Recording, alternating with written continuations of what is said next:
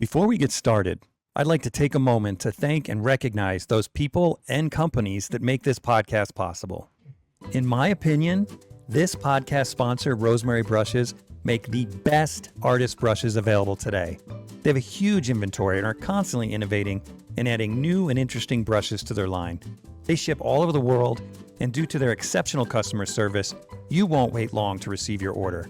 To order some brushes for yourself, go to rosemaryandco.com. Anthony's Fine Art is located in a head-turning historic church in the heart of Salt Lake City, Utah. It's owned and operated in part by this podcast's regular guest, my favorite art historian, Dr. Micah Christensen. They specialize in 19th century European art and contemporary American art. This gallery is seriously a must-see. And if you're looking to acquire some incredible art, Micah's your guy. Learn more at anthonysfineart.com. My last corporate sponsor is one of my personal businesses, the HEIN Atelier. This atelier has been going strong since 2002. Due to high demand, in 2022, I adapted the entire curriculum to an online platform where I'm now able to mentor a limited number of students from all over the world. On our website and mobile app, each student can find many hundreds of hours of recorded lessons, demonstrations, and critiques, as well as text, illustrations, and other resources. We also have regular video model sessions, student galleries, and a private social media network where I and my students share, encourage, and motivate one another. Most importantly, this is not just a website full of videos and content.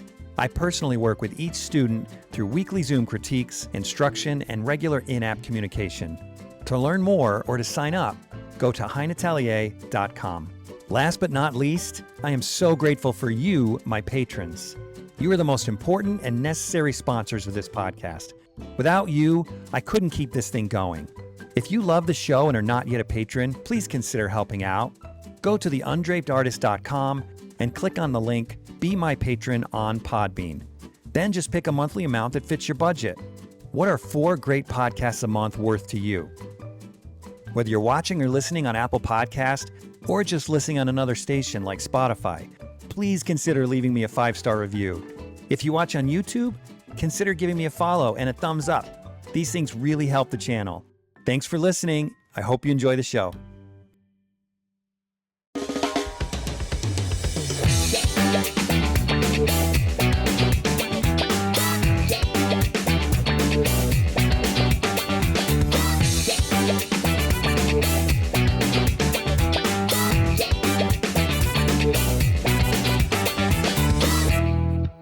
Caren Wynne-Burke, welcome to the Undraped Artist Podcast.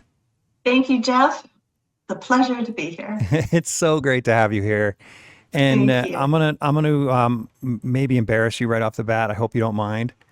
But Okay. you are one of many artists that do this, and it always amazes me the humility in the art world that you felt like you weren't in the right place to be interviewed, like you weren't, and I'm just like, I look at your work and I was just like, how much better can you be to be ready to be interviewed? Well, thank you. I mean, I remember when you reached out, I was like, oh, but could I just have 8 more months? I'll be better in 8 months. I know. I thought that was incredible. Yeah. But I'm glad you finally came on the podcast. It's really great to have you. So tell me a little bit about yourself. How did you start in this art journey? Well, I was, raised in the 70s when, parents just didn't want to know you, right? Mm-hmm. Yeah. And I remember my mother putting this big piece of a big chunk of white copy paper down in front of me saying, well, this will keep her busy. And then just like leaving the room. And that was the vibe at home. Just like do your thing and stay out of trouble. And so when I get to school, we had art day like 1 day a week. And that was the one day I wasn't in trouble. It was the one day that the teacher looked at me and said, like, why can't you be this way all the time? And I was like, yeah, well, why can't you, stop being all up in my grill all the time? And so, you skip to So art was always my thing, just because people left me alone, right? And I was Yeah. a terrible student. And skip to uh, junior high. My parents got divorced when I was in seventh grade, and it was just chaos at home. Just, it was awful. And I was failing like math and Spanish, and it was like spiraling. And I remember in art class, we went to, I realized, growing up, like art was a superpower. Like if you could draw, people would leave you alone because they would be so amazed that you draw stuff. And so I was at this field trip. And I was at the LA County Museum, and I remember it because they had this big courtyard, and I was thinking, it's like, and they had these beautiful mid-century modern couches, and I was like, wow, wouldn't it be great to live here? That could be my living room. I could live at the museum. And this other student was with me, and he's like, I hate being here. I hate art. Huh. And I said, well, I hate math, and I'm failing Spanish. And he looked at me and goes, well, maybe we could help each other. And long story short, I did his art homework, and he helped me get through math and Spanish. Are you serious? Yeah. I did all of his art homework because art homework back then was just keeping a sketchbook. So I did a sketchbook for him. And he did one drawing so I could mimic his style. And he wasn't very good, so it was pretty easy. So you didn't have to be And good at it. You just had to draw poorly like he did. yeah, he was so mad at even having to do it because he was a math kid. He was just like, this art is stupid. My head is in math. And I got like, it was interesting because I realized, well, not everybody likes art. Yeah. It's not everybody's thing. I thought it was the end all be all. But he hated it, and I hated math. And so our little union was fruitful This because is he had great. a lot of friends who Uh-huh. hated art. And all the way through like middle school and into high school, he began to see like, oh, he could tutor kids and make money. Mm-hmm. And I could do people's sketchbooks and make money. So all through high school, that's what we did. You're kidding me. No, I had No art way. homework. You got paid Yeah. to do people's art homework. Yeah, I had my own little business, and it was very hush hush. And they had to, do one or two drawings so I could mimic their styles. And it was easy because, they weren't very good because they didn't like it. This is And I did that. incredible. I love this story. Okay, how much did you make for a sketchbook? Oh, this was when was I in high school? Like in the early 80s. So I made $20 for a sketchbook. Is that For a for the whole semester. year? For a semester? Yeah, but this was at the early 80s. So that was like $50. Plus you're a now. kid. Yeah. Yeah. And so honestly, when I graduated high school, I had like $2,000.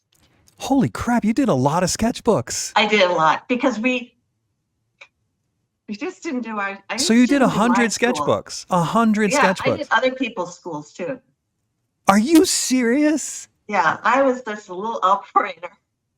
Oh my gosh. Wait, did your parents wonder why you had piles of sketchbooks in your room? I can't, well, like I said, when my parents got divorced and I went to live with my mom, I was a typical latchkey kid.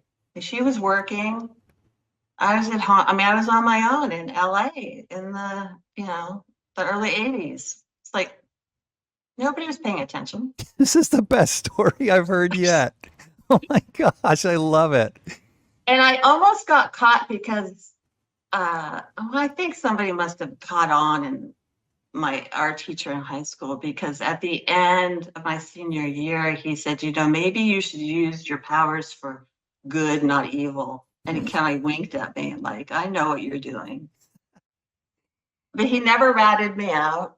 That's gold. You know what? In the spirit of confession, can I confess something to you too here? Mm-hmm. So I had a similar thing going. It wasn't so much a business. It was mostly just for friends. But one of the skills that comes along with good drawing is being able to copy people's signatures. So, Yeah. Oh, yeah. I've done so that too. Yeah. you have, yeah. So I would do that for my friends if they needed a note from their parents to get out of school Yeah. or whatever. Oh my gosh, my mom's hearing this, she'd die. But I remember I did it for this kid up the street pretty regularly, and then I ended up being the best man at his wedding, and I never knew that his mother found out about it. And I gave my whole speech at the wedding, and then she followed me and called me out for being for doing that for her For a son forger. all through high school. And I was like, oh my gosh, I was horrified that she had known about it or she found out about it. I don't know when he told her, Oh, but yeah. oh Yeah, my we all gosh. had dark pasts. You got it. You have to find a way to make some money. And I use it. I mean, it was fun too. The larceny of it all and the clandestine, having sketchbooks, mailed to me. Are you serious? My I mom was never found out. She never did. She never, because she was in her own world, and I'm glad, she was having her troubles, and I had this just scrappy. That's all I can. I'm still scrappy, but that's where it's really started. Is your mom But alive today? I have to say that once I got into school, the art teacher in high school said, why don't you go to, because my grades were crap, and go to junior college, see if you like art, take some painting classes, but I stopped the homework business. I wasn't going to do it, when I was in college, because that I thought to myself, well, then I'm doing it for a minor, and that's bad, Mm-hmm. right? I knew that much. It's like, no, you can't do that. So, So so I asked you a second ago, but you didn't hear me. Is your mother still alive? Is she going to hear about this? no, she died. She died about 10 years ago. Oh, okay. So she never found out about it. I never told her. That's a trip. She would have gotten, my mother was very straight-laced, very, I mean, um, Presbyterian. Mm-hmm. Oh, she was like, no joke. I mean, she would have been horrified still. Really? She would have been just so disappointed in me. Oh man. Well, you've had plenty of time to repent of your awful Yeah, business. Yeah. exactly. That's gold.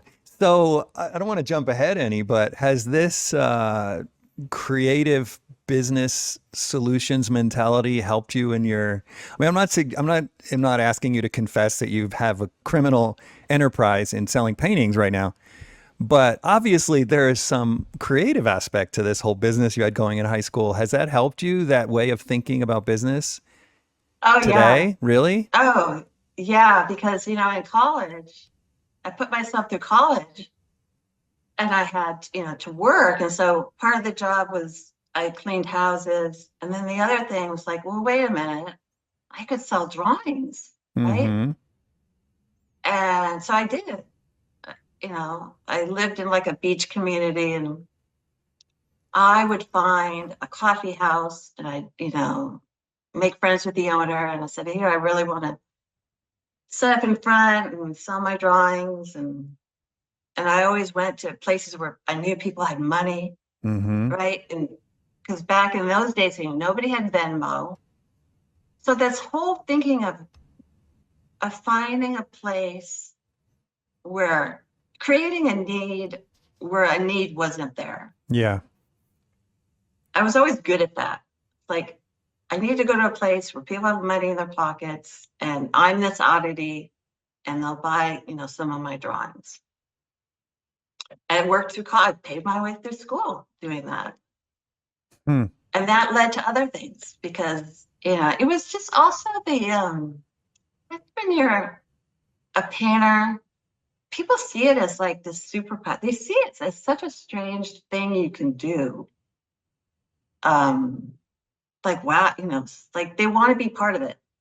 And I realized that was key into selling art. It's like you're making your audience part of it. Hmm. Yeah, That's great.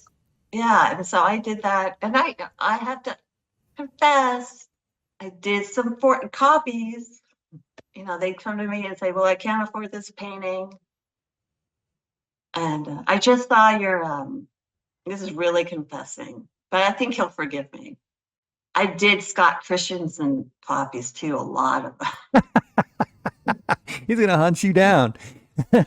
He is. I think I he think he'd actually said in the understand. podcast. I think he actually said in the podcast it would drive him crazy. Was he talking about Mozart or something? And someone spent like 10 years just rewriting this thing, and he said, if someone copied my painting for 10 years, it would drive me crazy. But you didn't do I it for did. 10 years, so it's totally different. No, No, yeah, totally yeah, different. yeah. I just and so that was, and it's funny because this little junior college I went to, I got the best. Um, he taught. It's like this guy who was teaching. His name was George Kyle. I don't know if he's still alive or not, but it was a total atelier style 2 years. Mm-hmm. I rely on that 2 years to this day. I still use what he taught me. Really? Like we did, yeah. We didn't paint with color for a year. It was grayscales and it was cubes and it was cylinders, and we did a lot of old master copies, and it was really rigorous. He was way before his time, because this was in, like, I started college in '86. It was, this was like a little junior college in Irvine, which is in Orange County. Mm-hmm. And then I went to a 4-year, then I went to a 4-year university from that. And that's where everybody was doing like this conceptual stuff. And everybody wanted to talk about their feelings. I did not want to talk about my feelings. Uh-huh. I just wanted to learn how to draw and paint. It's That's incredible how all I many wanted. times I hear this on the podcast. Yeah. Yeah, especially for people our age, in our Yeah. generation. It's crazy because so if you started college in the 80s, where were you? I know this is part of being an artist. You have to tell us your age. Were you born like Oh, I'm 68-ish? 55. So you're born like 67, 68? 68. Yeah. 68. Yeah. Okay. So we're pretty Yeah. close to the same age. I was born in Yeah. 74. Yeah, anyone our age, we went through that. It's funny sharing your feelings in college instead of actually learning anything. Yeah, and we'd have these crit classes, and people would cry in them, and I was like, in my head, I was paying for this. This is not what I was paying for. Mm-hmm. Like and plus, I wanted to learn my craft. So I was taking this life drawing class with the department chair of the illustration department, and I was lamenting to him, like, this crit class where these people were crying, and he goes, "Well, you just need to come over to the illustration department and you can do whatever you want. There's no crying in illustration." And I did. So I switched. So I got my undergraduate degree in drawing and painting, and then I went and I got my master's in illustration. I was quite happy Really? with illustration. Yeah. No It was kidding. I great. didn't realize you could switch when you go from I bachelor's think to back master's. then, he was like the head guy, and I didn't even have to do a portfolio review. He just said, "Come on in. You're Well, he in." must have seen your work in general, right?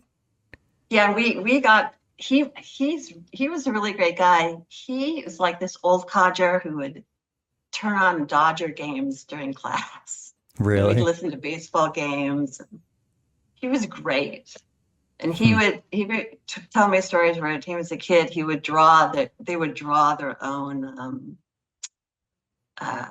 movie theater tickets to get into the movie theaters. No kidding. Yeah. Isn't that Oh a my great story? gosh. Your life was just surrounded by criminals. Oh, it gets worse. Yeah. This is awesome. I love it. He It really gets did that worse. and he got away with it? What materials was he using? He was using, well, that's just like, in movie theater. He was old at that point. He must have been like 70. Wait. He was cheating the movie theater at 70 years old? No, he was telling me stories when he was a kid. Oh, okay. That makes a little more sense. When movie theaters had paper tickets. Right. So he said, when I was a kid, this is what drawing can do for you. You can, yeah. Oh my gosh, that's awesome. Yeah. So I ended up, and I really liked the illustration department, and it taught me, um, it's like a workshop. Mm-hmm. It was Mm-hmm. like Santa's workshop. Everybody was there trying to get better. But usually master's degrees, at least this is what I understand. Usually master's degrees are where you just sort of get a studio and this is where you actually start building a portfolio and Mhm. quote unquote expressing yourself. But it sounds like what you're saying is this is the first time where you actually had academic classes and training. Yeah. Hmm. Yeah. Everybody was, yeah, because we shared with each other, like, oh, how do you do that? How do you do this? And we were still taking painting classes. And Really? yeah, the worst of it was writing that thesis, which was, do they You have still to have write to? a thesis for a master's Oh, degree? yeah, I did. I didn't I know right, that for an remember, art degree. I got a B minus on it, and it was fine, barely Isn't the scratched whole by. point to paint what you're thinking and not write what you're thinking? Is Yeah, well, maybe it was just because I went to a state university, so maybe it hmm. was just, what their curriculum. But yeah, I remember I wrote my thesis on William Blake's illuminated poetry. And Hmm. yeah, that was, it was like a 60-page thesis. And you had In to, you went to class to write, it was a whole thing. And oh maybe it gosh, just, that sounds you didn't terrible. have to do that?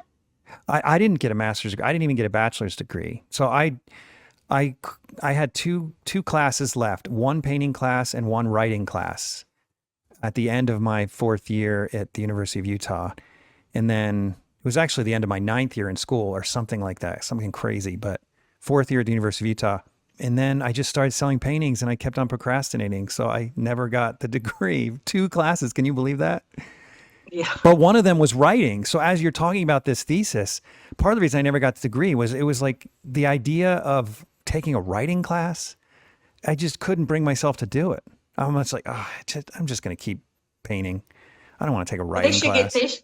they should give you an honorary master's degree with Oh, are all you kidding? They with hate me at the all that you've University of done. Utah. You kidding me? No, that'll never happen. I'm the antithesis of what the University of Utah represents. They would never give me an honorary degree. It's never going to happen. Yeah, but thank you. That's nice of you to even suggest something like that. Yeah.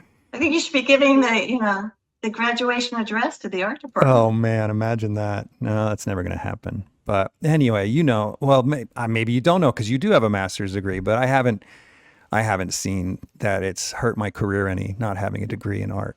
Yeah. No, I remember when I graduated and they put they give you a hood, the hood over you. I cried because I was so tired. And, I put myself through school and it meant so much to me that, Mm-hmm. I mean, have I used it?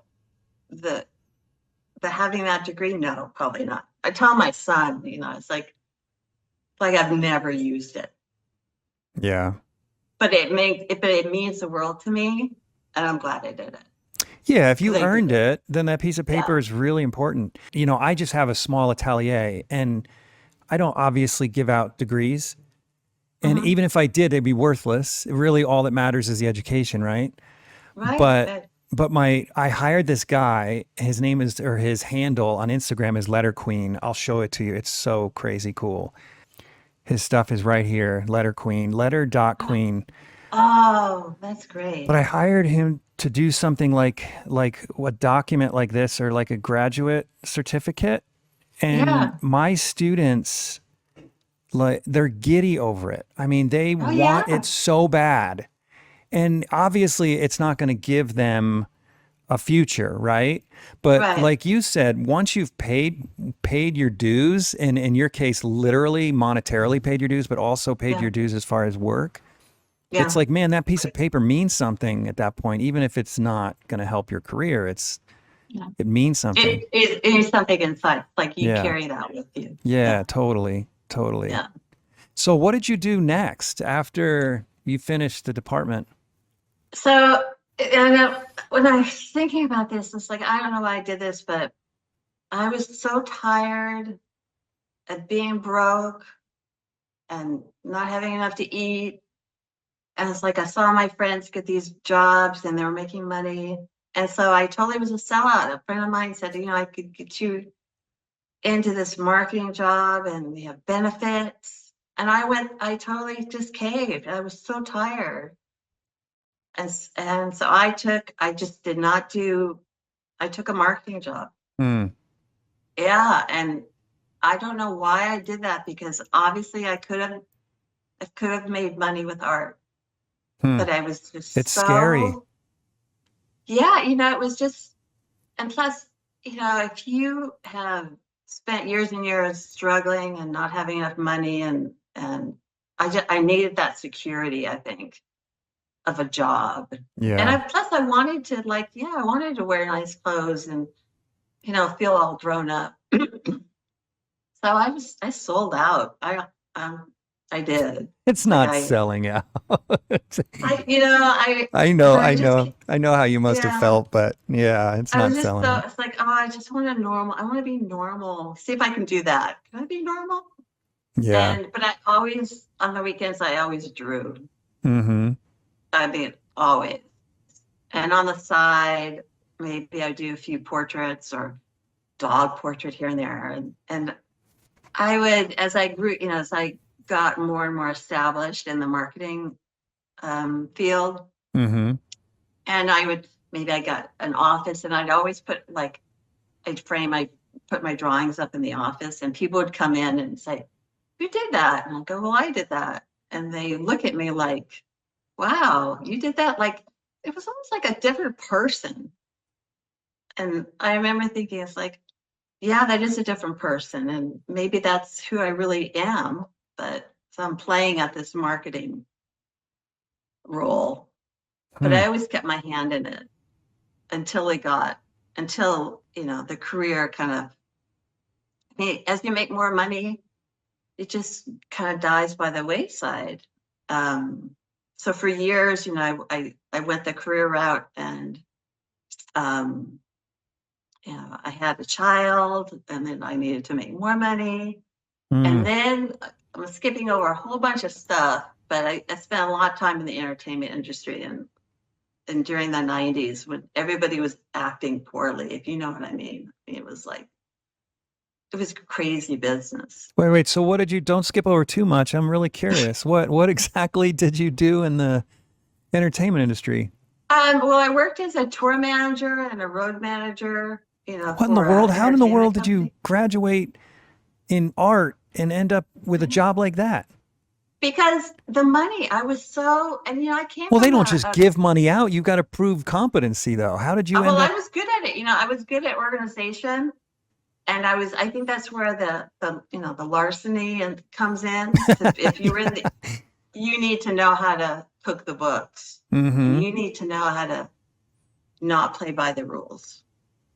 And I No was good at kidding. that, But how right? did they know you were good at that? I'm just curious how you got your foot in that door. I just had, I began at working for performing arts centers. And then I went to opera companies, and then I went to the LA Chamber Orchestra, and all those nonprofit arts organizations. You have to be really good at managing a budget, because you have Hmm. your department budget, and you're always working with no money. You're dealing with, artists, musicians. Mm-hmm. And I was good at that. I was good at working with people, and I knew psychologically, how to manipulate them. Wow. And I wish you weren't a yeah, painter and you could be my manager. Jeez Louise. yeah. I mean, I always knew that what people were thinking. Like, Huh. I just always had that sixth sense of, like, oh, this is what you really want. You're saying X, but you mean Y. Hmm. And then at like 2007, I had enough. You know, I wanted to spend obviously more time with my son, and so I quit cold turkey. So you just have the And one kid? yeah. Okay. And And how old is he now? he's 25 now. Cool. And he's great. I mean, he's just great. And so I just quit. And then I started. My mom had all these rich friends down in Newport Beach, which is a ritzy area, Orange County. And I started painting interiors of all their big houses, which used to be a thing, like in the 17th, 18th century. People with estate homes would have their the interiors of their houses painted as a, like, here, this is my estate in Sussex, or this whatever. Wait, what do you mean And by so I painted? started Do you mean like murals or just in like their living room as a painting, like all four walls, just a big like mural all the way around? no, I did a painting of their living room, Oh, like my bad. Okay, so you actually went in and did a painting of their living room. Okay. Mhm. Okay. And would they hang which it was in their living room that it was painted of? no, I think they take it. Most of these people had several homes, so I think they would take it to another home and put it up. Right. And that was really fruitful. That was, I mean, it was all word of mouth. And then I got in with some interior designers, and they're like, and I did some copies. That's when I did some Scott Christensen copy. And so that's when my husband and I started that, the Halcyon Studios. That's where that comes from, because we got, okay, this is going to work. So we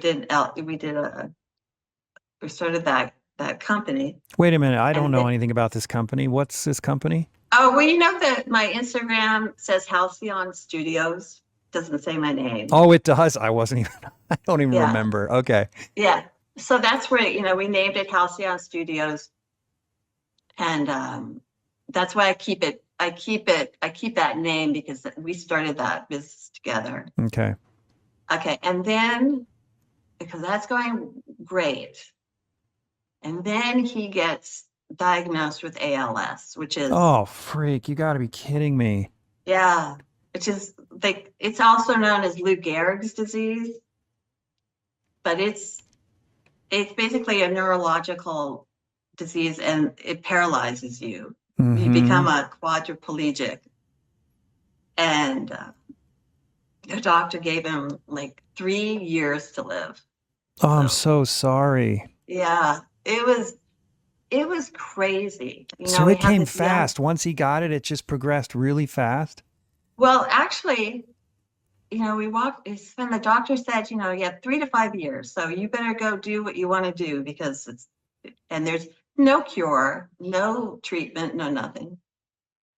So, and we had this, I think Jack was like 10 at the time. Oh my gosh, it was crazy. Yeah. But he ended up, he had it for 10 years. It progressed slowly enough that he had the first 2 years, he could function well enough. And then I think by year 4, he was fully paralyzed. And, we were like, our first priority was like, we had to keep, life as normal as possible for our son. And so we were like parenting first and dealing with the disease. So I had stopped the painting in its tracks. Yeah, for sure. And then he lived 6 more years paralyzed? Fully paralyzed. He couldn't talk. He barely could talk. He could only move his feet. How did he eat? I fed him. But if he couldn't talk, could he swallow? He used to swallow, but eating was it was a thing. I mean, it was so much. Oh my gosh, I'm so sorry. I can't even imagine. You make me want to cry. You make me want to cry here. That sounds terrible. Yeah, I mean,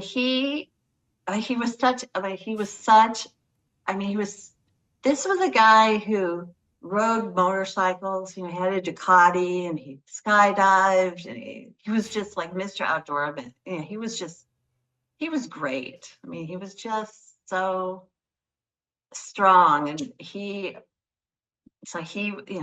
and in the early days of it, we were trying to make as much money as we could. So I went back to work as a consultant for a catering company to make money, and he day traded while he could still work a mouse. And then when he was totally paralyzed, he could still move his feet. So we got him a foot mouse so he could be at his desk, and he could be on the internet, and that kept him engaged. And I started painting these little paintings for him at his desk, because his world was totally shut in. And he would ask me to paint him stuff, and I would paint him whatever he wanted. So that went on for a couple of years. And then the last 4 years of his life, it was full on 24/7 caregiving. And it was just him and I. And it was really intense. It was everything that you can think of that somebody needs help with. That was it. Everything.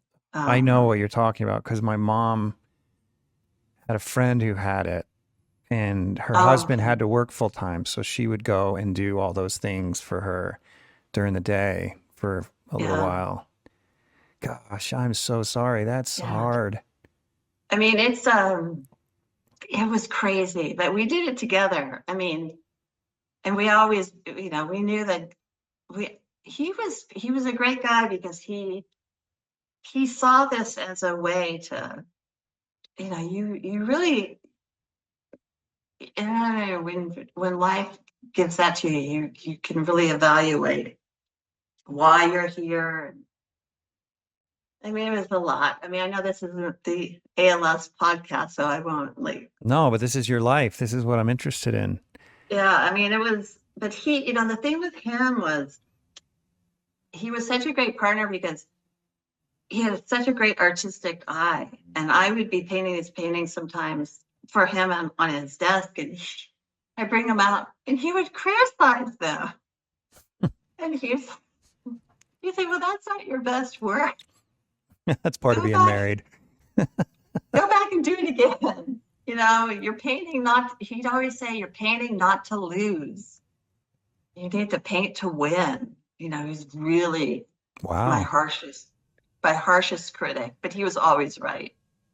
He was always right. And so I think about a week before he died, we were having a really tough conversation, and he was crying, and I was crying. But I thought he couldn't speak. Well, I could understand him. Oh, so he could sort of form words, but just not clear. Yeah, he could, but I could still understand. Nobody else could, but I could. He was so worried about what was going to happen to me and Jack, and he was scared, and I said, well, this is what I'm going to do. I'm going to rent our house out so I get some income coming in. And I said, I'm going to make a success of this painting business that we started. So, you look in somebody's eyes and you make that kind of promise, you're going to keep your promise. And so a week later, he died. And it took me, and I did exactly what I told him I was doing. I revamped our house. I sold all of our furniture, and I got it rented in 3 months, and I moved into a little place. And it took me about 6 months, and then I started this painting journey, back to what I knew, but prior. It's like painting these little 6-by-inch paintings. And it's crazy, but so I did that. And then I went to the park. I took about 30 paintings with me because that's what I knew. I knew how to go out and set up and sell. It's like I went back to what I knew. Of course, it was a total mess. Probably still am a mess. But and I did that. I painted these paintings. I went to the park every weekend for a year and a half. Seriously. Every, Were there any every other weekend, artists yeah. there? Or was this was just your Just thing? me. And this was during now we're at 2020, so pandemic was raging. And I knew that it's like, okay, I've got to take myself back to school and just paint and paint and paint. Right? And it's like training for a marathon.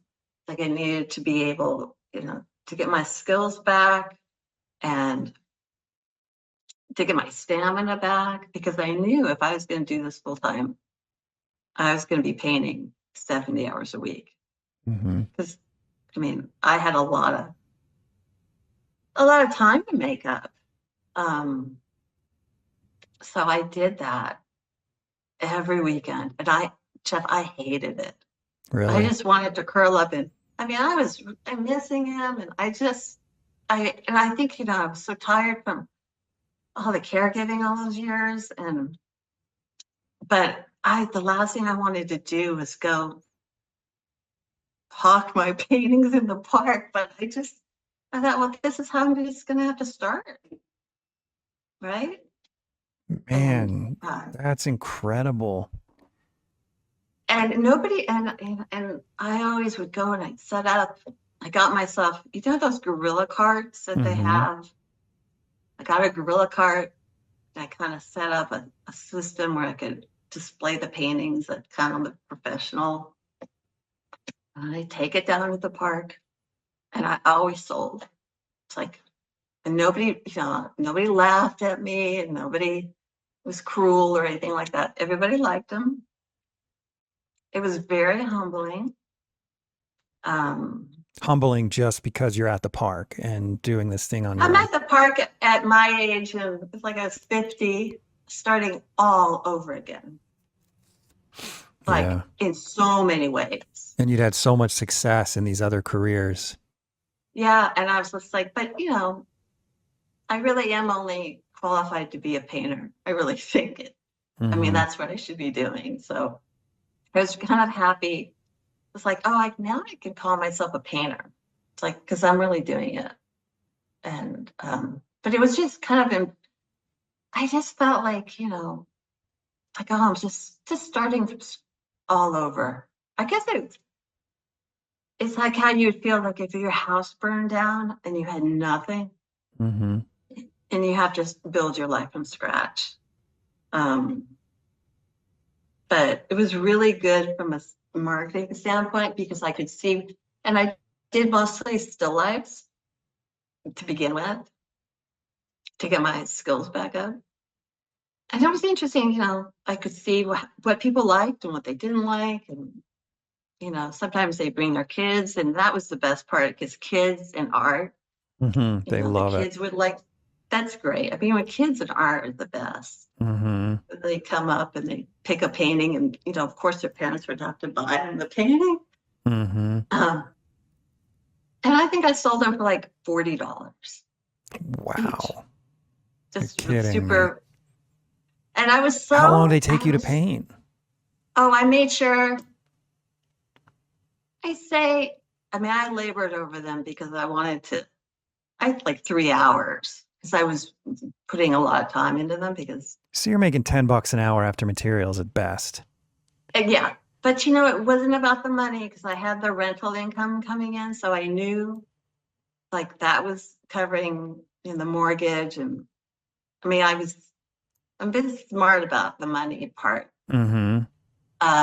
So it was not about the money. It was about becoming a better painter and just finding out what the world was like because I was so isolated for so long taking care of him that it really is kind of like I was stuck in 2009 when he first got diagnosed. I really I had no idea like Venmo was a thing. Like I went to the park thinking, well, how much money are people going to be having in their pockets? Because I thought it was going to be a whole cash transaction. And then it was like, oh, can I Venmo you? It's like, what's that? No, I gotta come clean for you, make you come clean. You didn't know how to use Zoom when you came on this meeting. You're so No, new to the world, the technology world. I love it. no, I mean, I was like, I probably still am really isolated because I've just been working so hard at regaining my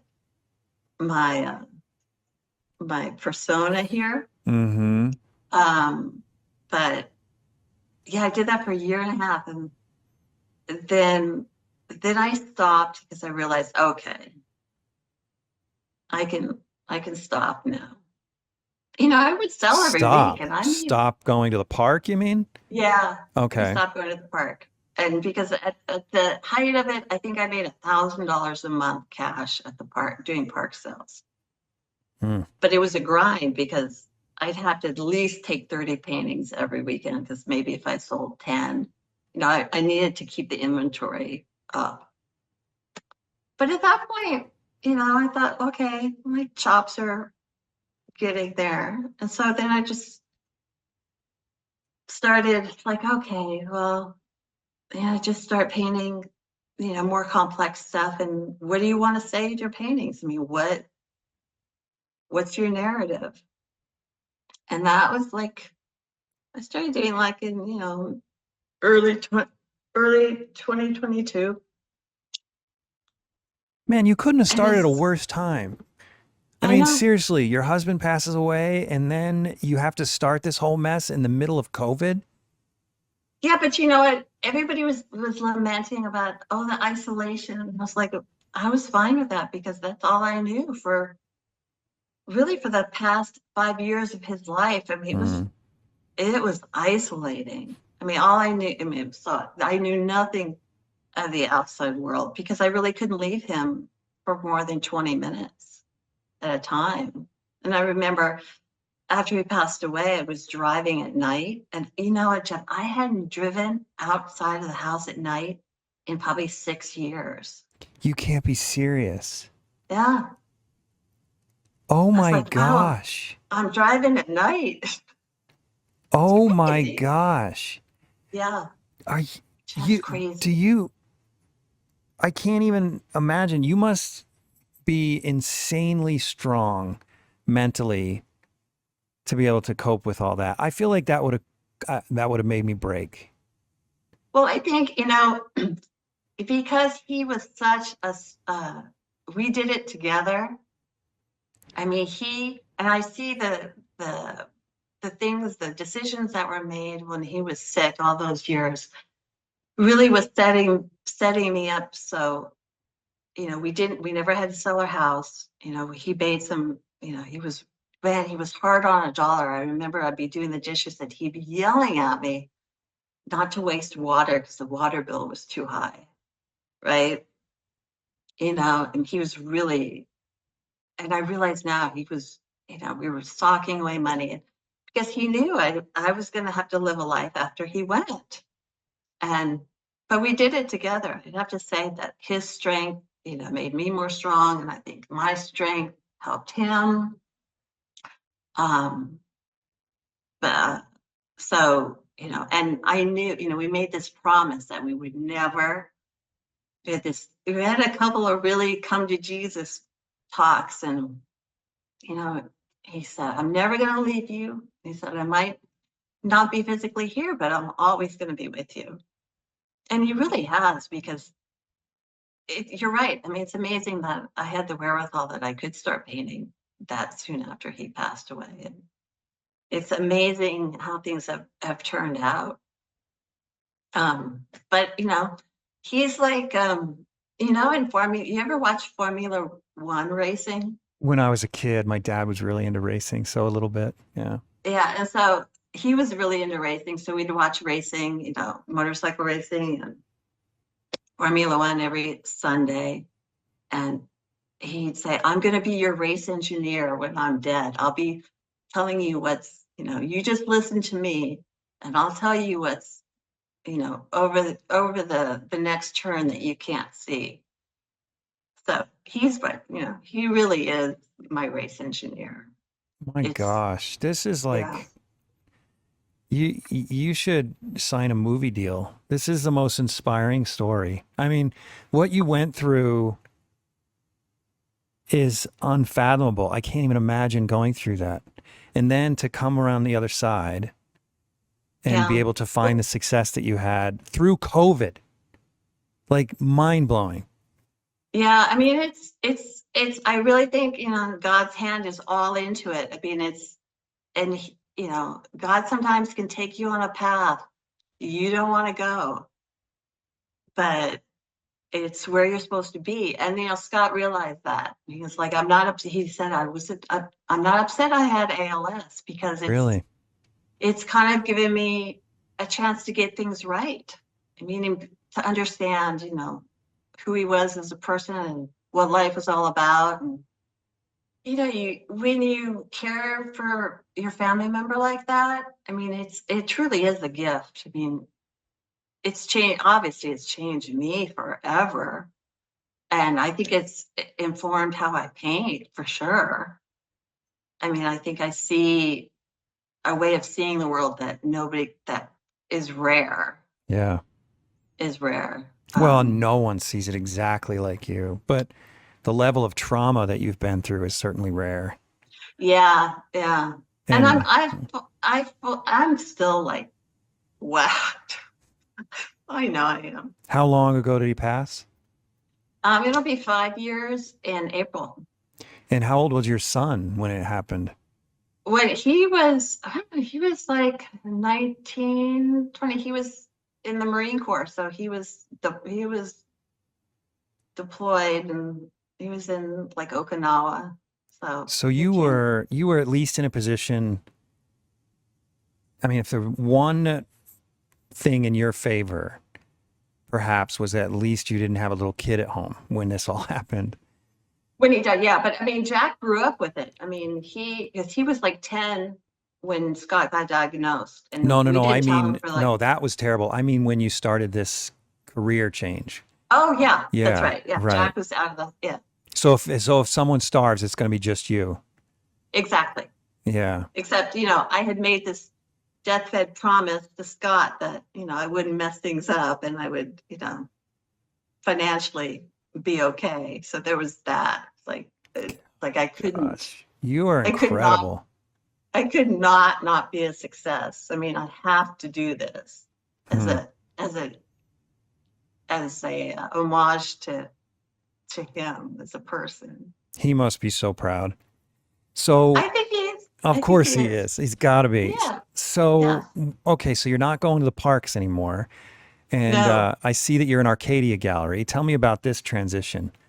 So that was really funny because I had done put some stuff in some local galleries, and here in San Francisco, it's more like alla prima type of vibe here. Oh, I thought it was totally modern vibe there. I didn't even realize they had an No, alla prima vibe. yeah, it's kind of like, a lot of plein air painting and a lot of Hmm. daily painting and a lot of, the indirect painting, not so much. And I realized that I just wasn't part of that party. Like I just didn't fit in. And so I made a decision like, okay, I'm just gonna go away and paint what I want to paint and paint it really well and take my time, do small studies and take them big. And I had planned on doing that for a solid year with no income coming in except for the The rental rent. income. Right. And it's like, all right, it's like you're not going to make any money. Money's going to be going out the window, and you're just going to have to be okay with that. And so I started on that path, and I'd say within 3 months, I get this DM from the owner of Arcadia Gallery. And I was like, this was a total what the F moment. And I remember like, what's going on? Why is he contacting me? And that's how that started. He just like, yeah, I've been following your work, and we've got this show coming up, and how about giving us some paintings? It was totally out of the blue. Only 3 But months I in, think, too. yeah, but I think, I forgot to say this one bit, that in the interim, I began showing at this North Boston gallery called Williams Fine Art, and it's run by an artist, Donald Journey, and his wife, Judy Williams. Mm-hmm. And it was back east, and I knew being back east was where I needed to be. So I started showing with them, and I have a feeling, I never asked Arcadia how they really found me, but I kind of think that that's how they found me. Hmm. I think that's how that came about. Are you still with the gallery in Boston, Williams Fine Art? Yeah, yeah. So you're doing 2 galleries. Yeah, and the Williams Fine Art, I'll do smaller stuff, and Arcadia, I'm definitely, the new girl on the block, and I just have my toe in the water with them, and I just want to keep my seat at the table. I mean, that was a big, I got really nervous when that happened. Hmm. I really did. It's funny, don't you think that a lot of times art and painting is a mind game, and you can really psych yourself out? Oh, are you kidding me? Yeah. Yeah, yeah. It's And I psyched people who aren't painters don't get it. Well, at least the people I associate with don't get it. My wife will often really, sort of, she's very sympathetic, but I've told this to many people, but I come home from work and I'm just beat up some days. And I remember one time my wife goes, she's like, "Oh, are you tired, Jeff? Is your wrist tired?" And I was like, you don't have a freaking clue. It's not, it's like taking the ACTs all day, every day in your underwear while people are pointing and laughing. It's like, yes, yeah. it's this crazy emotional game, and at the same time mentally exhausting Yeah, to be a painter, but it's still awesome too. I mean, it's not, it's obviously we yeah, choose it, right? right. I mean, Yeah. but yeah, I screwed up a couple paintings, and but then I got into that first show with them, and they all sold, and he was really happy. And they're such a great gallery, and Mm-hmm. I mean, I'm so blessed to be a small part of that gallery, and to be with all those savant artists. I mean, Yeah, they've got a lineup there, big time. yeah, I mean, so that fills my heart. It's like, okay. Yeah, and I was just on the verge, because I was going to do all those paintings, and I'll tell you my last harebrained scheme that I had, if nothing was going to happen. And I got it from, you know, the China Wedgwood. Have you heard? Mm-mm. Well, the guy that started Wedgwood was Josiah Wedgwood, and he had this great idea, and he would send, his best pieces to all the crown heads of Europe, never expecting, he was sending all this money out and all this product, and he was sending it out knowing that if they saw it in person, that they would order more. So I got in my head, I go, well, okay, what if I did that with paintings? What if I did, like 12 by 12 really great paintings? And I sent it to some big name galleries back east. I actually mailed them, expecting that, they wouldn't have, maybe I'd never see that painting again, or maybe they would take notice and call me back. So That's that was really my method. smart. Because, painting you got to be in front of a painting to really appreciate it. Well, not to mention, if I owned a gallery and I found a painting on my doorstep one day, I'd be like, not even if it was good, I'd be excited. But if it was good and it showed up in that manner, I'd be so excited for the grit of the artist too. It's like, okay, this is an artist that I want to be in business with. That's what I thought. So Mm-hmm. that was my plan. And if things go south, I might do that yet. But the thing is, you can't fake it because it takes some sacrifice. You're willing to take a year off of work altogether, no income, in order to get Yeah. better. That's one major sacrifice you made to better your art. And then you're willing to just mail free paintings to galleries. That's scary. So it's not like you can just fake this grit. If you did those things because you had grit, Yeah. you can't fake it. Yeah. I mean, I just knew that it takes that kind of thinking out of the box and that kind of really faith in yourself Mm-hmm. to, especially nowadays with, everything is behind a screen, Instagram, and there's all these platforms online to sell your work. And I've always, and I still am thinking, it's like, there's no better way is, that you got to get paintings in front of people, Yeah, and you know important what? people. Can I tell you something? I've been really fortunate. I have so many paintings in my home. They're little because I'm not rich, but I'm really fortunate to have a pretty good collection of paintings. And Hmm. a lot of them I've gotten off of Instagram. Because, I don't have access to these people any other way, right? Yeah, I would say about 50% of the time they're better in person. And yeah, 50% of the time they're worse in person. yeah. And I'm just like, oh, this sucks. When one shows up, and I wouldn't say whose or whose, but when one shows up and it's not quite what I saw online, I'm just so disappointed. And then on the other Yeah. hand, they show up and they're better than I saw online. It's like, yes. I just actually bought one from Valentine Fisher, my guest from Oh last yeah, week. yeah, Yeah, and he shipped it all the way from Germany within like 3 days. Guy's a yeah, stud. Oh my gosh, it is yeah. so much better in person.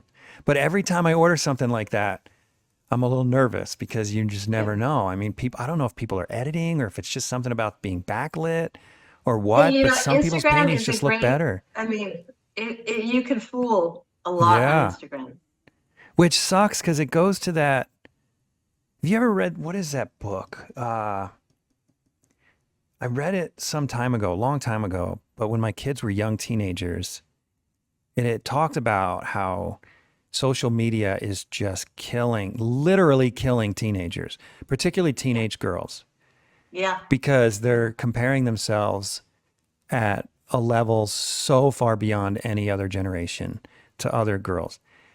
But it's not good for boys either, but particularly girls statistically, but yeah. also particularly painters, for crying out loud. We might not be killing ourselves. I don't know of any statistic that says we are, but for crying out loud, you get on Instagram and gosh, and everyone just thinks that everyone else never makes a mistake. Oh, it's such a lie. Yeah. I mean, it's the big. It's such a lie, and I try, but but it's such a great tool because you just have to weed through the. I mean, I read through the people who create what they want to create, and the one thing that I get kind of upset about that some people is like being a full-time painter is not sitting in your studio drinking a cup of tea, looking at your musing and the painting, the That's music's what I going. imagined it would be like. It's not. No. It is hard graft. I mean, it's like gardening, it's like it's hours and hours, and it's not pretty. Well, not to mention paying bills and answering phone calls and just all the distractions, just keeping the studio organized, buying materials. Yeah. Like it's It's crazy. I can't even think of all the stuff, but I don't know how it is with you, but sometimes I'll go a week and then I'll be sitting there on Sunday and thinking, I got no painting done last week. All I did yeah. was miscellaneous chores that needed to be done. Yeah, I make sure that like I'm really I make sure like I paint from 7 to 2. And then from 2 o'clock on, I do real world stuff. Like, Oh, that's good to be disciplined like that. Yeah. yeah, like this afternoon, I'm going to drain water heaters, like Mm-hmm. I keep the real world stuff to after 2 o'clock. Um, So you commit but a solid 7 hours a day, 5 days yeah, a week, 6 days a week, 6 days a week. 6 days a week. That's Yeah. great. But I'm on the back foot, I have so much time to make up. Um, so I have to keep up like this pace because, opportunity is coming, and, I kind of would like to take a week off and just work on the house. And because I'm currently living in an episode of This Old House with Bob Vila. Do you remember that show? I loved that show. Yeah, I watched it as a kid. I loved Yeah. it too. And I'm currently living it. It's like there's so much that needs to be done, and drywall. I mean, it's just I'm living it. It's like I look at it, it's like, oh, I should probably patch that, wall today. And That's like, no, I can exactly what I'm doing. I've got a bathroom upstairs in my studio that's gutted, and I yeah, wanted to do it myself because I love woodworking and all those things involved in yeah, doing a bathroom, but I'm losing my mind. And my wife's finally like, you just got to swallow your pride. Not so much your pride. You just got to give up something. You can't do everything. But I'm like, I yeah. love woodworking. I want to make the cabinets. I want to do this. She's like, Jeff, you got to just stop. And so I finally called this guy I know who's incredible woodworker, and he's probably going to do a lot of the cabinets. But There you but go. it's like, gosh, there's just so much to Yeah. do. There's a lot. Yeah. There's a lot. Yeah. Hmm. Okay, so you're with Arcadia. How long have you been with Arcadia now? Oh, like since July of last year, Oh, you're so just barely getting started. barely in there. Barely. And Okay. but they're really happy. And I just came back from driving to LA. They gave them 3 big paintings for the LA art show that's happening. And I met the owner, and he was a great guy. And I, had never met him before. And so he's really supportive and really supportive and understanding. And I'm just like, I can't stress enough how, just blown away I am to be a part of that gallery. Yeah, it's a great gallery. Yeah. And like I said, their lineup's quite incredible. Well, cool. Yeah. So Yeah. let's look at your art. Oh, okay. I'm excited for the viewers if they haven't heard of you. I mean, you're so new. I had no idea Yeah. when I saw your art you were such a new artist in the art world here, but because A your new work old is so artist. seasoned. Yeah, but you took so much time off. You might as well have been born a couple years ago, you know? Yeah. Yeah, for sure. So I'm really curious how you landed where you did on this architectural subject. It's so interesting. What I love about it is how unpredictable it is, how design heavy it is, which is sort of a weird phrase, design heavy. But like, let's take this painting right here. That's really sophisticated. The way you crop the sky at like a fifth of the canvas, and then it's almost not even a wall of windows. It's almost just like a classical abstract painting with just fields of shape and color, but yet it is a building. That's what I find Well, interesting about your paintings. well, I think, what really interests me is like a really cinematic quality. Mm-hmm. And I remember going as a kid to a birthday party on the back lot of 20th Century Fox. And my dad was a dentist in Beverly Hills, and he had a lot of famous people in his practice. And I remember, I don't know whose party it was, but I remember we went to the back lot of this big studio, and I saw a lot of backdrops, painted backdrops. And it really had a strong, I mean, I never forgot it, that feeling of like fake but real, that Trompe l'oeil kind of Mm-hmm. feeling. And I think that's what informs a lot of my decisions on what I paint. It's like, it's just that feeling of it's real, but it could be out of a scene from a movie. So they're kind of surreal in a way, kind of in some ways. Mm-hmm.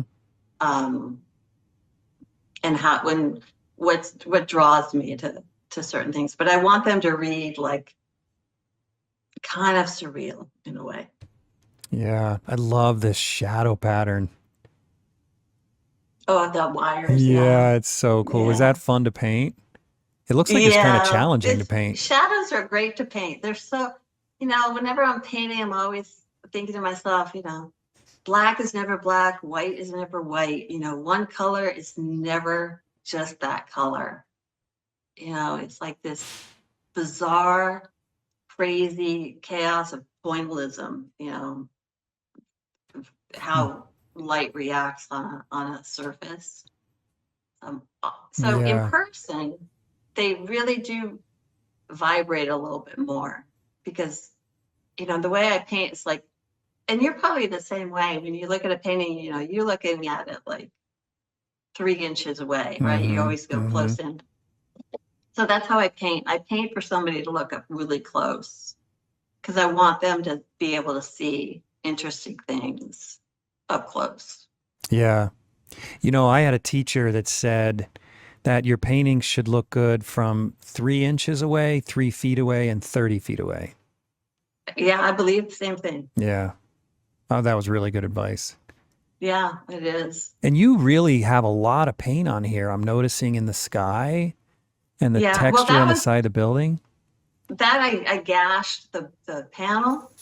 Oh, is that a repair? So I tried to I think I dropped like a tool or something on it. No way. That sucks. I covered it up. Oh man, I'm sorry. It's okay. It's still sold. Somebody has it somewhere. Well, yeah, but it's not thin anywhere. No. There's definitely some body to the paint. Yeah. Oh yeah. So this one almost looks like watercolor, is it? No, it's oil. No, that one is not. That has some texture to it because I made a lot of mistakes on that. So the paint kind of kept building up. But wow, you can't even tell. It almost looks like watercolor. I think it's just maybe it's because of the gray palette, so it feels kind of washy in color. Yeah, but all of them kind of are. There's not too much impasto on any of them, except when I make a big mistake. Except when you put a brush or something through the canvas. Yeah. Oh man. Yeah. So tell me about how you find your subject matter. Obviously, most of the stuff, well, maybe it's not so obvious, but it looks like these are homes in San Francisco. Yeah, it's all San Francisco. And, I don't have a car, so I'm walking everywhere. And it's all,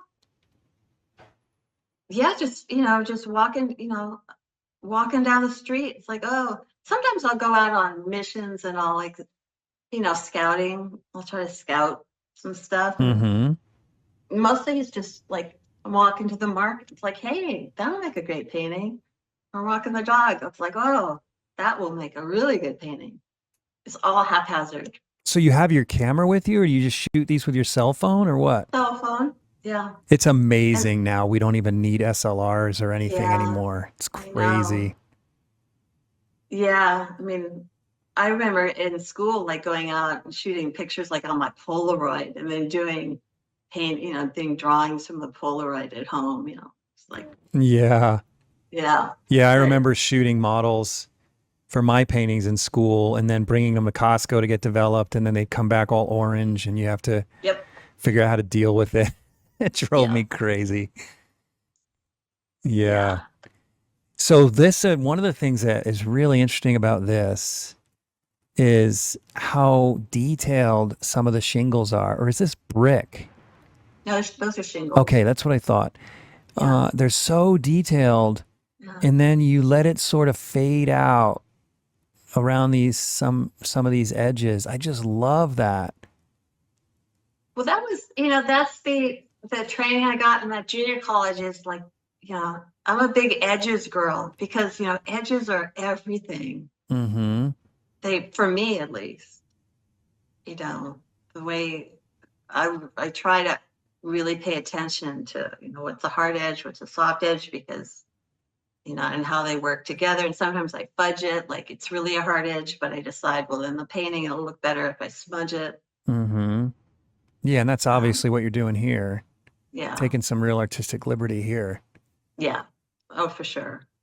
Yeah, and your sense of color, it's so sensitive. You've got these cool shadows and cool lights, and then this warm, it goes from cool to warm down this eave right here. That is so subtle. Tell me about your approach to painting when you're trying to get these incredibly subtle transitions. What is it that you're doing? Are you using soft sable brushes? Is it just... I use I'm a number 2 bright, or I use a lot of Princeton brushes, they're tiny. Mm-hmm. Even on the big paintings that I just finished, they were all like done with number 2 pen. So it's like you're brush. drawing a painting. Exactly. I drew for so many years. I think I really draw. I paint draw. Yeah, that's how David Casson does it too. Just kind of like draws. There's a lot. Just like a pencil. Lot of that. Yeah.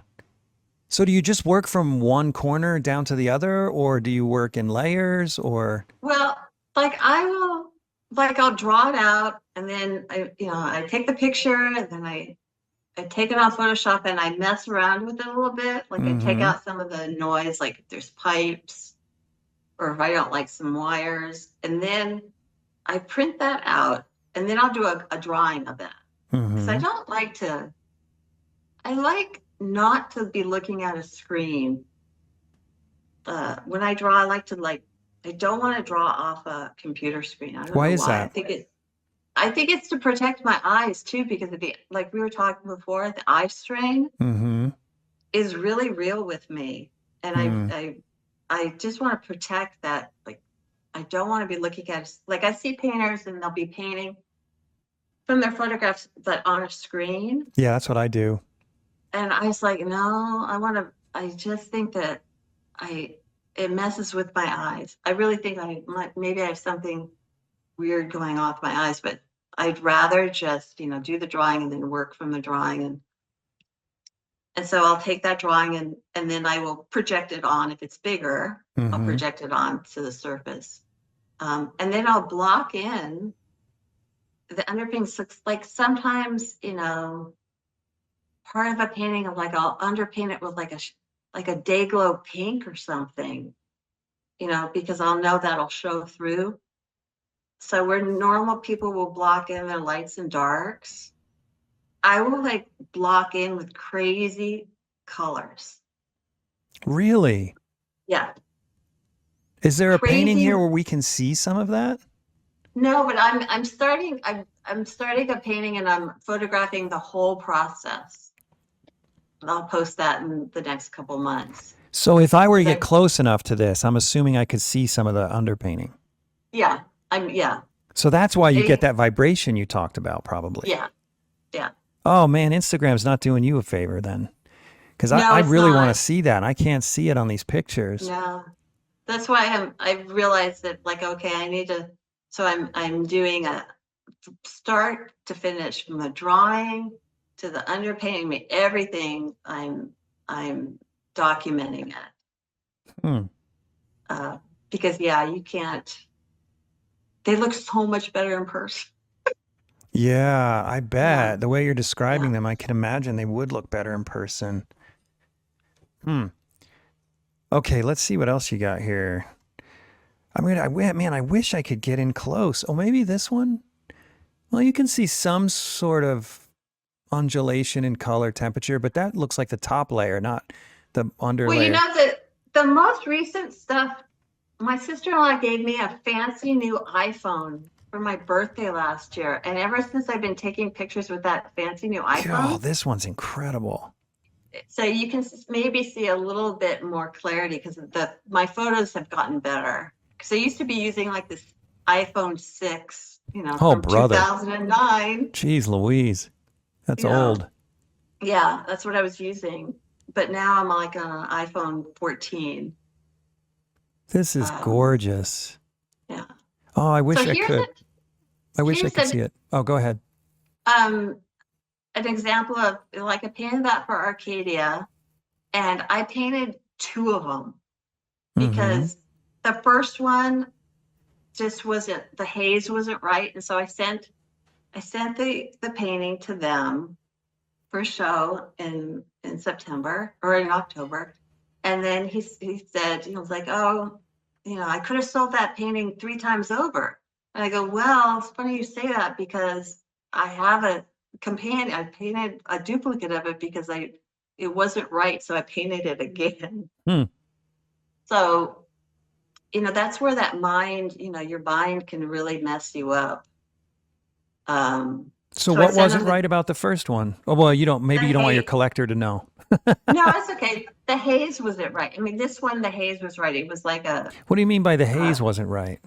like that sky haze. It was, Oh, you I just wanted didn't it get to, the transitions and colors right? yeah, it was kind of an orangey, pinky, hazy day.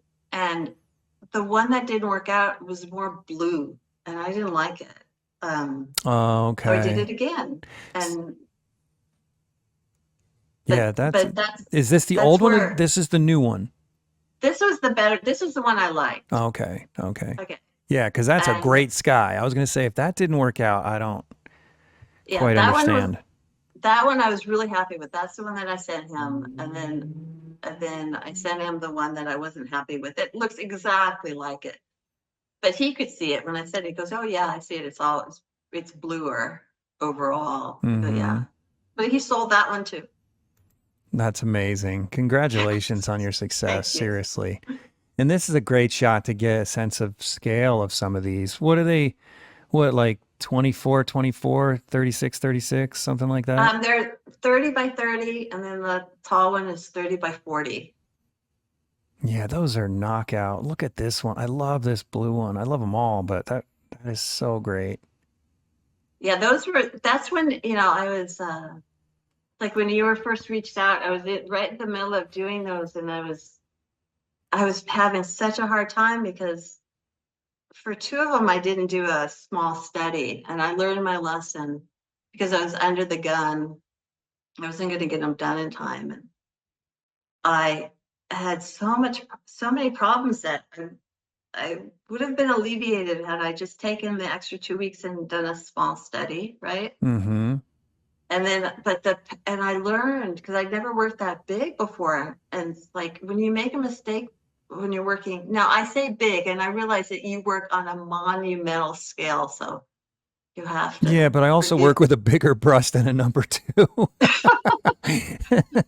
We're probably basically doing the same thing. Yeah, right. All things being relative. Yeah. But it's like the mistakes that you make on a big paint is like, oh, it takes a week to correct it. Because of the way I paint. It's like you just have to, if you get a color wrong and you have to color, it was. Do you think you'll ever graduate? Not graduate. That makes it sound like you're doing something wrong. Do you think you'll ever try bigger brushes? No, I think I'm going to stick. I like it. I like that feeling I like the stumbling and scrubbing of it. Yeah. I like doing that. And I go through so many brushes. I was just going to ask you that. You must just tear them up. I tear them up, but I keep them in several states of disrepair until they're like really down to like that metal shaft thing. Like then You're kidding me. Yeah, because they all have uses. Like, oh, if you need to, stumble a really small part, and you don't need to clean edge lines. Like, oh, I have hundreds of them that are perfect for that. So you just have piles of the same brush. Yeah, I do. That's a trip. I can't even imagine that. Yeah. I think it's like, ballet dancers with their shoes, like they have so many different pairs of shoes, and each are at a different stage of duress. until they call them dead, until they're finally like, no, you have to throw them away. So that's what I am with my brushes. That's so interesting. There's so many ways to make a painting because in my studio, Yeah. I have every brush imaginable and I use them all.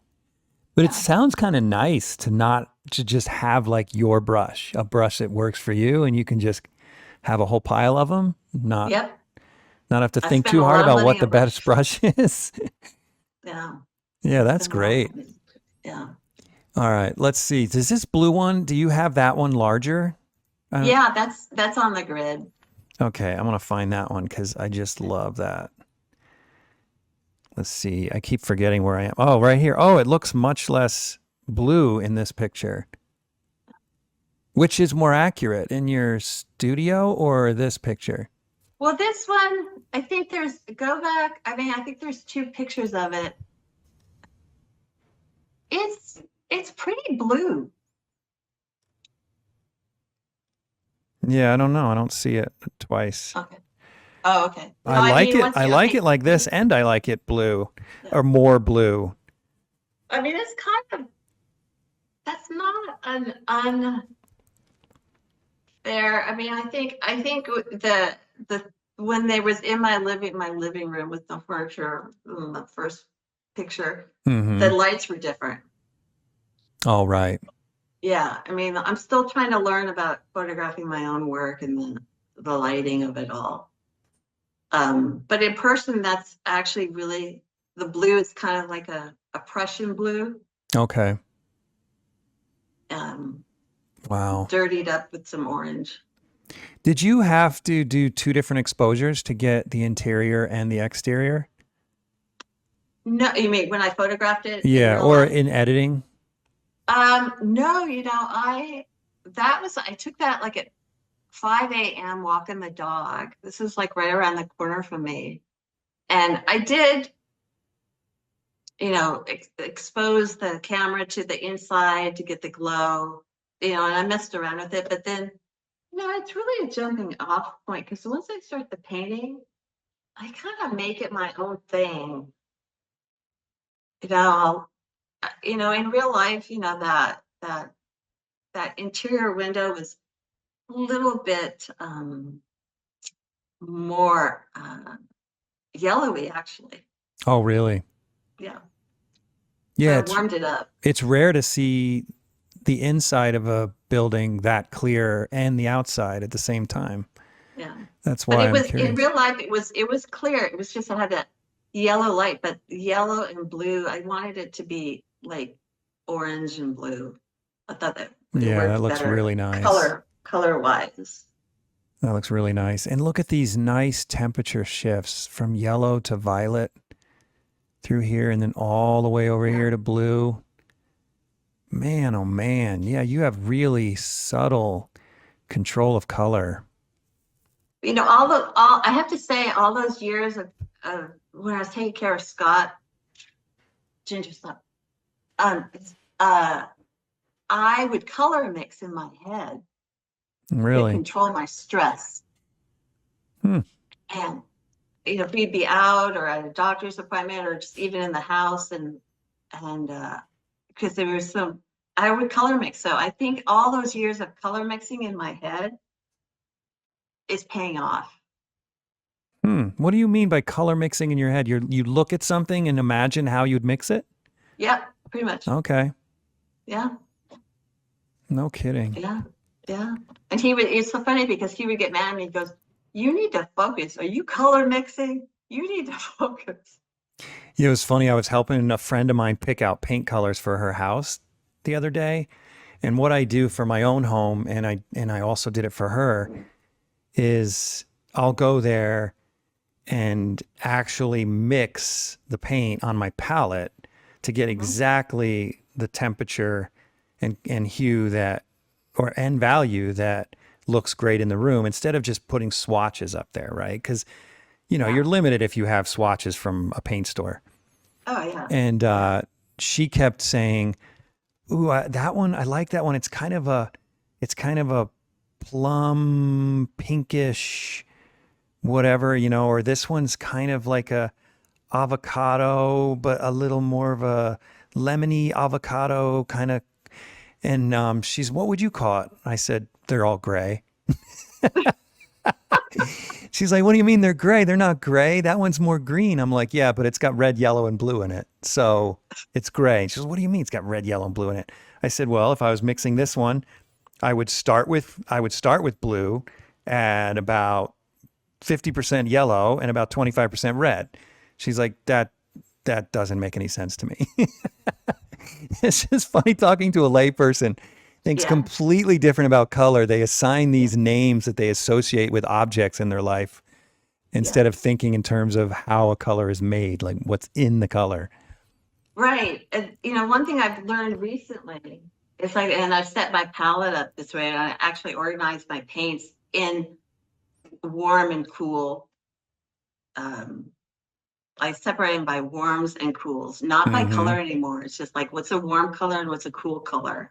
And it's really helped me. Yeah, it's helped me a lot. Well, okay, so are you saying that you have a cool red, cool yellow, cool blue on one side, and then a warm yellow, warm red, warm blue on the other side? Yeah, or like that's how I organize my actual paints.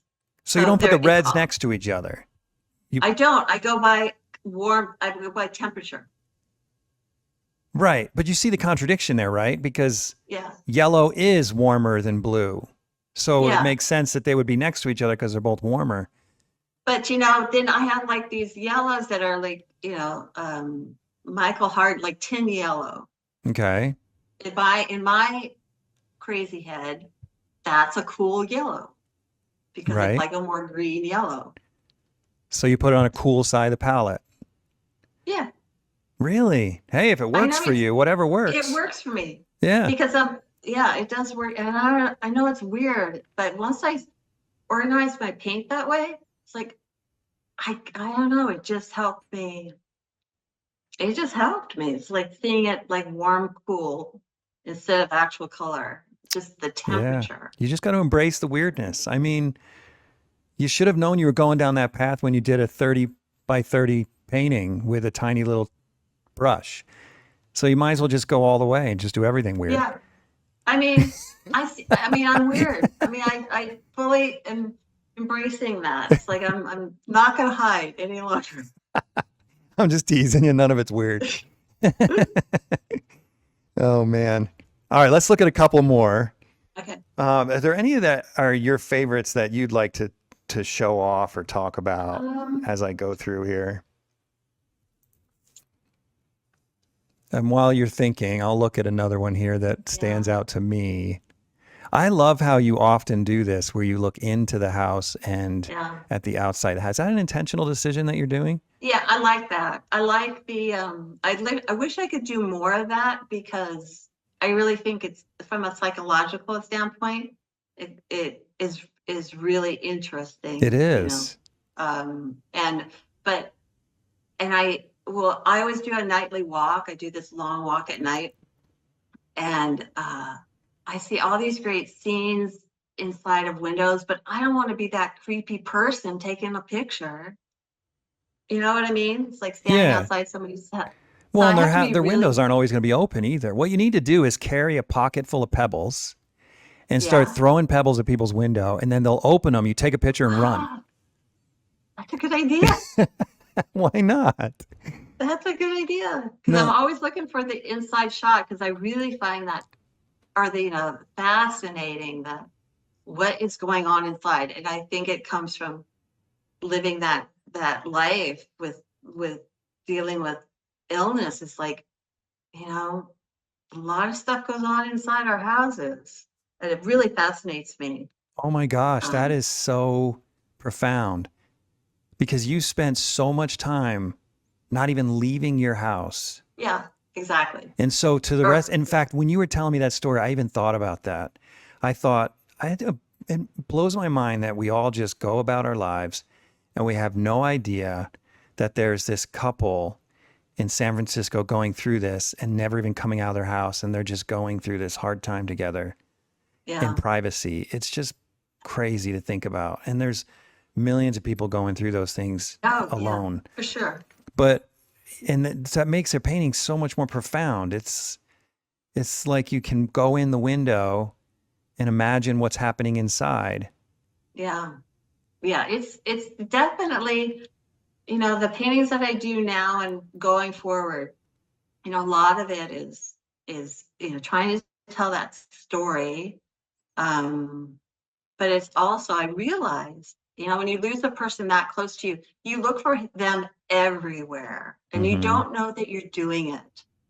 But, you'll be in the market or you'll be in these just normal areas, but you're always in the back of your head looking for the person that you've lost.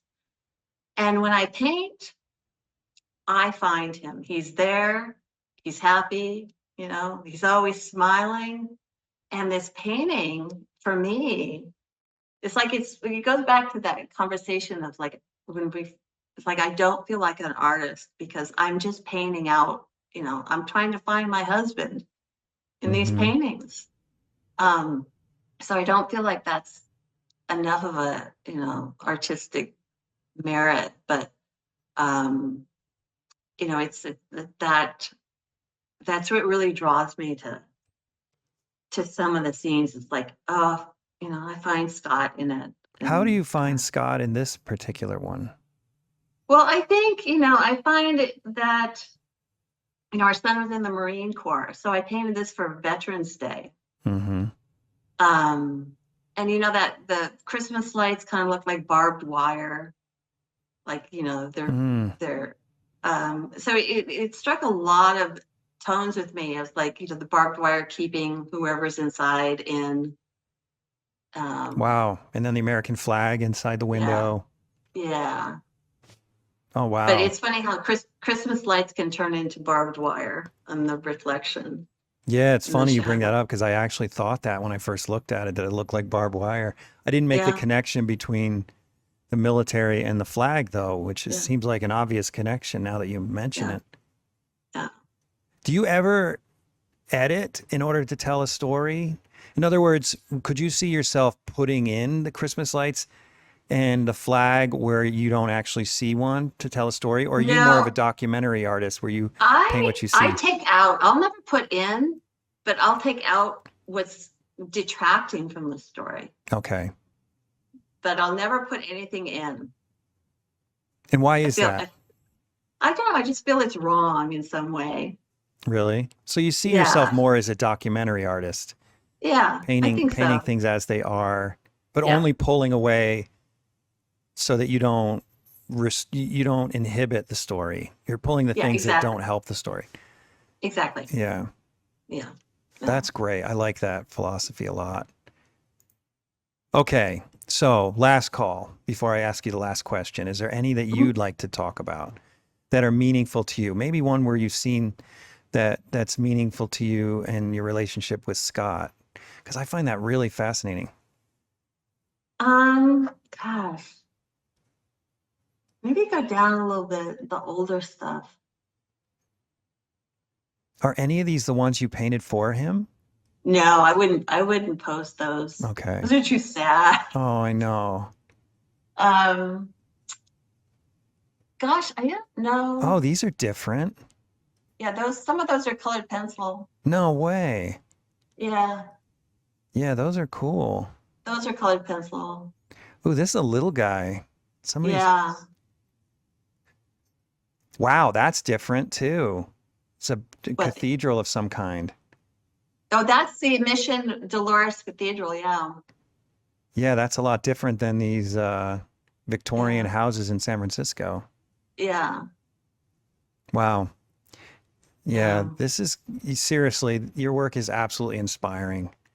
Well, thank you. You're such a gifted painter, and it's been really fun to get to know you. And I'm really glad you shared your personal story. That was really moving too. Thank you.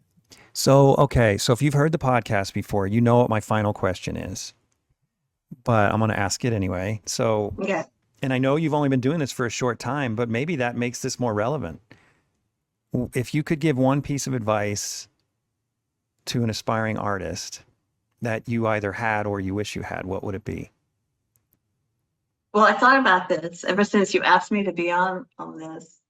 podcast, and I thought, like, I want to give a helpful answer. And what I realized is that you're starting out, you're going to put the same hours as that friend of yours who is a financial analyst at a big banking firm who's putting in 80 hours, or that friend of yours who's working in a law firm who's putting in 75 hours.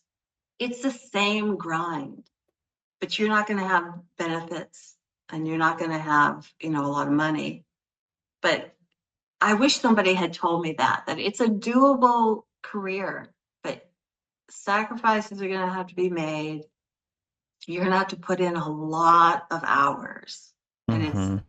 it's not going to be pretty, and it's not like it is in the movies.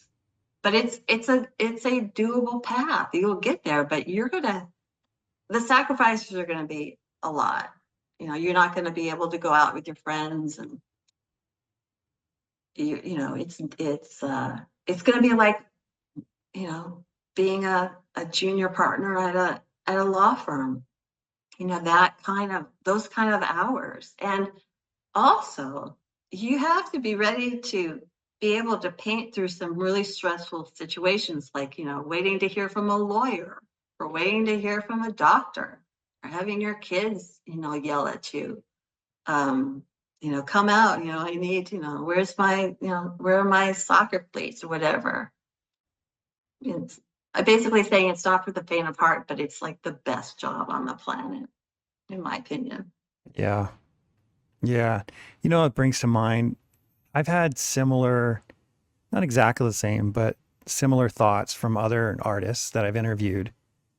But recently I did an interview, and I don't even remember which one it was, but I had said something to the effect that the starving artist stereotype isn't real. And what I meant by that was that there's the statistic, and I don't know if I got this exactly right, but every small business is like 95% likely to fail.